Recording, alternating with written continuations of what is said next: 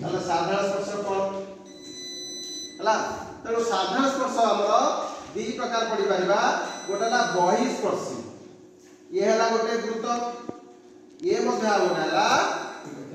ये ହେଲା S1 S ବୃତ୍ତ S1, ଏଟା ହେଲା S2 ବୃତ୍ତ।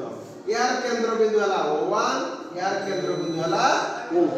एइटा होची गोटे स्पर्शक होईची, वृत्त को आ गोटे वृत्त स्पर्श करिछि, किंतु भीतर करछु ना बाहर करछि? बाहर। तेणु आमे को कहबा बहिर्स्पर्शी। एको आमे कोन कहबा? बहिर्स्पर्शी। बहिस्पर्शी हला माने गोटे वृत्त आ गोटे वृत्त को बाहर स्पर्श करिछि। तेणु बाहर स्पर्श करथिबो जदि एटी केतुटा सरल साधारण स्पर्शक आ केतुटा तिर्यक साधारण स्पर्शक आमे देखि परिबा।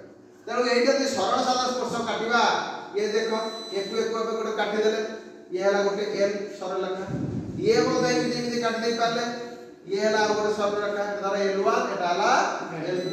एई दिटा होची सरल साधारण स्पर्शक।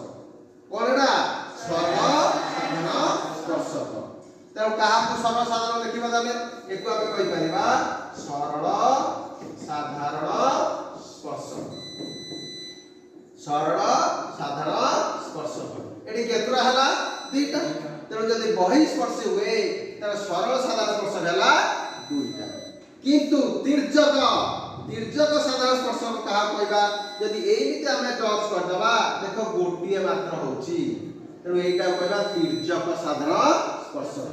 तेणु लिखिबा तिर्यक साधारण स्पर्शक। तेणु तिर्यक साधारण स्पर्शक होची केतुरा? ना हला। ये हला साधारण स्पर्शक देखिले को वृत्त रे? बहिर्स्पर्शी। वृत्त दीटा जदि बाहर स्पर्श करिसथि एवं ताले एटी केतुरा स्पर्शक हम अंकन करा जाई पारुछि। सरल साधारण स्पर्शक हला दीटा, गोटे हला L1 आ गोटे हला L2, आ तिर्यक साधारण स्पर्शक हला कोटा ना L3 हला। बुझि पाइलो?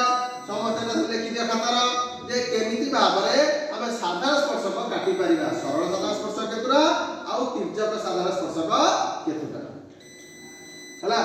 यदि लिखि दियो शीघ्र तापर आमे पढिबा जे जदि अंतस्पर्शी हेताए ताहले कोन हेई पारिबो, एवं वृत्तरु वृत्त यदि दूरिया हेतिबो ताहले मध्ये कोन हेई पारिबो।